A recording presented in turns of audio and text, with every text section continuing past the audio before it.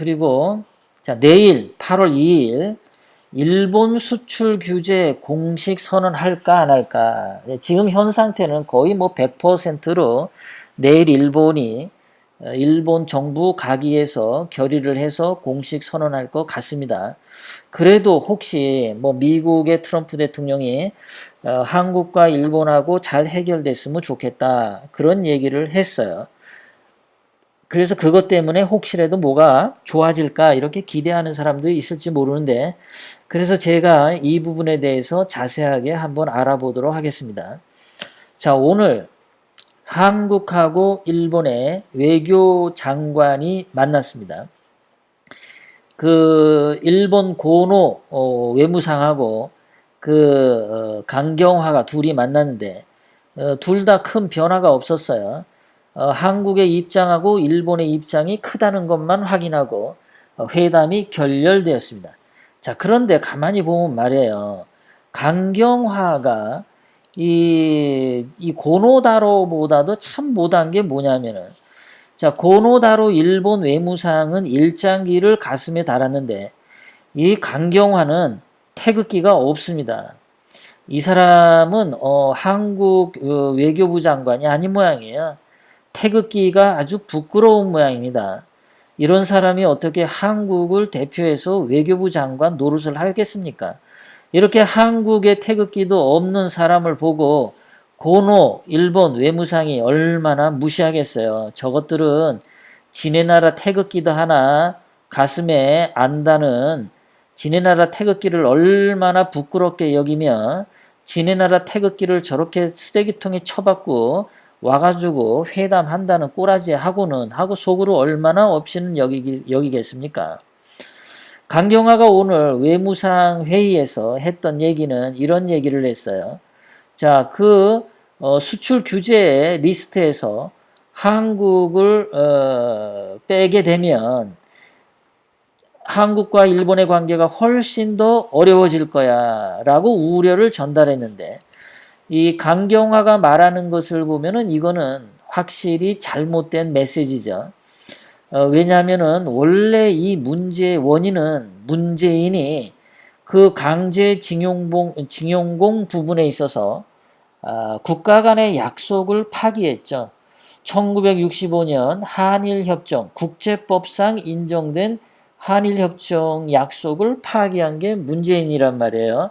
그게 원인이 되어서 일본이 수출 규제를 했고 현재 한일 무역 갈등이 생겼는데 그러면은 이 강경화가 말을 할 때 이 문재인의 징용공 약속 파기에 대해서 이러쿵저러쿵 말을 해야 되는데 이 말을 안 하고 원인에 대해서는 말을 안 하고 이거 서로 회담 결렬이 되면 일본이 수출 규제를 공식 선언하면 훨씬 더 어려워질 거야. 이러고 협박에 가까운 말을 하는 거. 이성보다는 감정에 더 치중한 듯한 이런 발언. 이것이 이제 강경화 또는 문재인 이 주사파들의 한계죠. 자, 오늘 그래서 문재인하고 이낙연하고 국무위원들이 만나가지고 뭔가 회의를 했단 모양이에요. 청와대에서. 근데 만나면 뭐합니까? 문재인도 가슴에 태극기가 없고 이낙연도 가슴에 태극기가 없어요. 얘네들은 도대체 어느 나라 사람들인지 모르겠어요. 이것들이 이러면서도 대한민국 국가의 세금을 받아 먹는지 참으로 이자들이 뻔뻔스럽기가 그지없습니다. 그 공직을 임하는 자의 기본 자세가 전혀 안 돼 있는 인간들이에요. 이거 법령에 없나요? 이런 거. 예? 장관이나 국가의 세금을 받는 자가 태극기 저런 거 안 달고 다니면 저런 거 자격 상실 뭐 이런 거 없나요? 하여간 쓰레기들이 앉아가지고 정말 빨리 치워야 되는데 말이죠. 자, 일본에 또 국회의원들이 갔습니다. 한국에서. 한국에서 국회의원들 무슨 더불어민주당, 그 다음에 한국당, 또 무슨 이런 바른미래당 이런 국회의원들 모여가지고 그 어저께 그 일본을 갔습니다. 갔는데 일본에서 면담을 취소해 버렸어요. 니네들 만날 것도 없다. 이러고 취소해 버렸습니다. 지금 일본 신문에서는 그 한국 정치인들에 대해서 아주 혐오증이 상당한데요. 그 정세균이 국회의장으로 있을 때 2017년 6월에 그때 일본 가서 무슨 말을 했냐면 평창 동계올림픽에 일본이 많이 참가하지 않으면 2020년 일본 도쿄올림픽에 한국인들 참여 안 할 거야 라고 협박을 해가지고 일본 국민들에게 분노를 산 적이 있답니다. 그뿐만 아니라 문희상이가 현재 국회의장인데 얘도 일본에 가가지고 천황이 사죄하라고 개소리를 해가지고 욕먹었죠.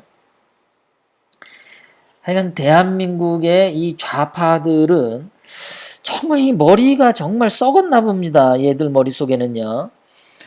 자, 그 일본의 자민당 선거대책위원장이 말을 했는데 한국을 백색 국가에서 100% 제외할 거다. 내일 8월 2일 강요회의에서 결정을 100% 할 거다라고 이 얘기를 했습니다. 이것이 이제 100% 되면 대한민국 경제가 붕괴하는 거는 식은 죽 먹기죠. 내일 대한민국 증권시장 코스피가 오늘 2000 한 50인가 그러는데 2000선 깨질지도 모르고 코스닥도 600을 깨고 폭락할 가능성이 굉장히 높죠. 자, 그런데 일본 사람들은 뭐라고 얘기하냐면 한국이 자꾸만 일본이 폭거를 일으켰다라고 일본을 폭도로 몰아가는 거에 대해서 일본과 신뢰관계가 그래서 붕괴된 거다. 한국이 자꾸만 양아치 짓을 해서 감정을 자극해서 이번에 한국과 일본 간의 신뢰관계가 자꾸 붕괴됐다. 그것이 가장 큰 문제다라고 지적을 하고 있습니다. 그 전에 천황에 대한 사과 요구하는 것뿐만 아니라 지난번 동해상에서 그 자위대 초계기 위험 레이더 발사 이런 거 또는 징용공 판결 이런 거 비상식적인 일들을 문재인 주사파가 하고 있다. 이 비정상적인 사람들하고 대화할 수가 없다. 이런 얘기를 한 거예요. 그러면서 일본 자민당 그 국회의원이 한 얘기가 한국 국회의원들이 일본에 와서 그거 회담하자고 하는데 술 먹고 대화한다고 해결될 일이 아니다. 그런 식으로 해결하려고 오지 마라. 그래서 회담이 결렬됐죠. 그리고 이제 일본 사람들이 이렇게 얘기를 한 거예요. 자, 술 먹고 떠들고 그러다가 결렬되면은 한국 국회의원들은 한국으로 돌아가서 일본 국회의원들 욕을 한다는 겁니다. 일본이 말이야 아주 냉정한 사람들이야. 아주 끔찍한 일본인들이야. 이런 식으로 한국 신문 방송에다가 막 떠들어대서 한국 국민들의 반일 감정을 부추기는 그런 양아치 짓을 하는 짓을 너무나 많이 해왔다는 거예요. 한국 국회의원들이. 일본 국회의원들에게 모든 책임을 뒤집어 씌우는 아주 양아치 짓을 하는 게 한국 정치인들의 자주 쓰는 수법이다라고 얘기를 하고 있어요. 이게 얼마나 창피합니까? 한국 국회의원들은 일본 국회의원들 사이에 저놈들은 양아치 새끼들이다. 아주 뻔한 수법을 쓰는 놈들이다. 라는 인식이 팽배해 있다는 거예요. 문재인만 비상식적인 행동을 하는 게 아니라 대한민국 국회의원들도 그냥 술이나 처먹고 히덕거리고 떠들고 나서는 온갖 죄를 일본에다가 떠넘기고 지들은 아주 열심히 한 것처럼 한국 여론에다가 하는 양아치 새끼들이다 라고 얘기를 했다는 겁니다. 참 한심한 놈들이에요. 자, 여러분들이 보시는 장면은 예전에 죄송합니다. 예전에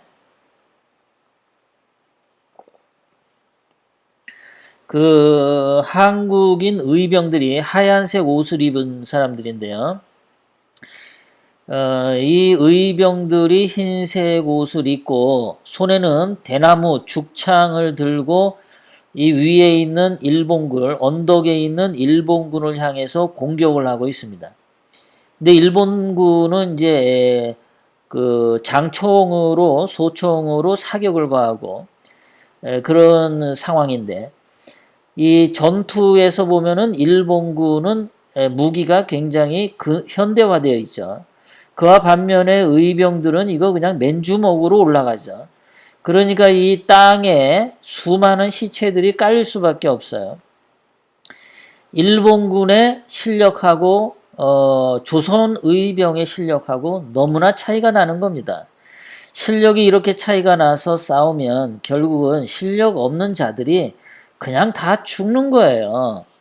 자, 오늘 박용만 이분이 대한상의 뭐 의장인가 하고 그 전에 두산그룹 회장을 했던 박용만 씨가 뭐라고 얘기를 했냐면 일본에 50년을 뒤져 있다. 한국 기술이. 일본 기술 따라잡으려면 50년이 걸린다. 이런 얘기를 했어요. 그러니까 예전에 의병들이 일본 군대에 대항하는 것하고 지금 한국과 일본의 기술 격차가 똑같은 겁니다. 이런 상황에서 일본의 50년 뒤진 한국 기술이 뭐 자력갱생을 해가지고 뭐 부품을 국산화해가지고 일본과 겨루겠다, 일본과 경제를 겨루겠다, 대한민국 경제 그냥 다 죽는 거다. 이런 얘기를 박용만 대한상의 의장이 얘기를 했습니다.